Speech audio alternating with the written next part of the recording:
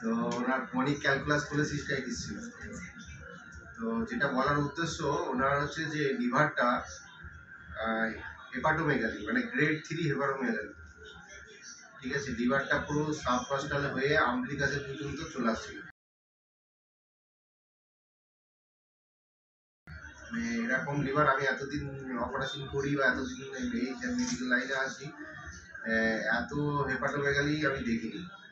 মানে একটু difficult case ছিল, কারণ গলব্লাডার আমরা করার সময় মাইক্রো সার্জারি বা করার সময় যখন আমরা গলব্লাডারটাকে ধরে ট্রাকশন দিই, সেটা কিছুতেই দেওয়া যাচ্ছিল কারণ লেবারটা পুরোটাই ঝুলেছে।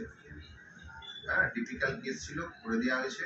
আজকে ওনার প্রায় হার্ট চেক আপ হয়ে গেল।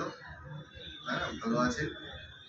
তো মেনলি এরকম যাদের গ্রেড 3 গ্রেড 4 হেপাটোমেগালি থাকে তাদের মেনলি ফুড হ্যাবিট এইসবই বোঝাচ্ছিলাম যে ফুড কন্ট্রোল করতে হবে, ফুড হ্যাবিট চেঞ্জ করতে হবে, এক্সারসাইজ করতে হবে, নাহলে অন্যান্য প্রবলেম আরও পরবর্তীকালে দেখা দেবে।